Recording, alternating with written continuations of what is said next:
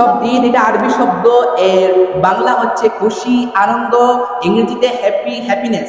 মিলাদ, মিলাদ এটাও আরবি শব্দ, এর বাংলা হচ্ছে জন্ম, জন্মগ্রহণ করা স্থান, জন্মগ্রহণ করার সময়, time of birth, year of birth, month of birth.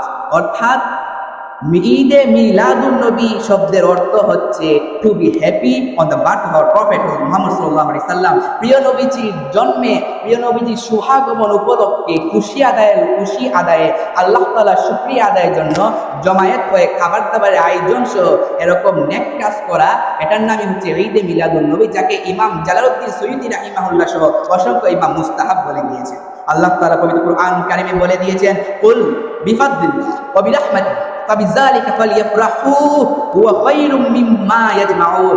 Habib, আপনি জানিয়ে দিন, আপনার উম্মতদেরকে আপনি জানিয়ে দিন, তোমরা আল্লাহ তাআলার পক্ষ থেকে অনুগ্রহ এবং রহমত যখন পাবে, সেই অনুগ্রহ ও রহমত পেয়ে তোমরা খুশি উদযাপন করবে। খুশির আরবি হচ্ছে ঈদ, ইংলিশে হচ্ছে হ্যাপি।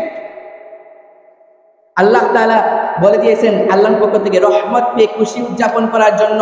এই আয়াতের তাফসীর যখন আপনারা দেখবেন, রাইসুল মুফাসসিরিন হযরত আব্দুল্লাহ ইবনে আব্বাস রাদিয়াল্লাহু তাআলা আনহু তিনি এই আয়াতের তাফসীর করতে লিখে দিয়েছেন, আন্নাল ফাদলা আলা ইলম ওয়া আন্নার রাহমা হুয়া মুহাম্মাদুর রাসূলুল্লাহ সাল্লাল্লাহু আলাইহি সাল্লাম। এখানে আল্লাহ তাআলা রহমত দ্বারা হযরত মুহাম্মদ সাল্লাল্লাহু আলাইহি সাল্লামকে উদ্দেশ্য করেছেন। আল্লাহর পক্ষ থেকে প্রিয় নবীজিকে পেয়ে তোমরা খুশি উদযাপন করো, কারণ আল্লাহ তাআলা বলে দিয়েছেন, ওমা আরসালনাকা ইল্লা রাহমাতাল লিল আলামিন। হাবিব, আমি আপনাকে সারা জাহানের, সারা কুল কায়নাতের রহমত হিসেবে প্রেরণ করেছি।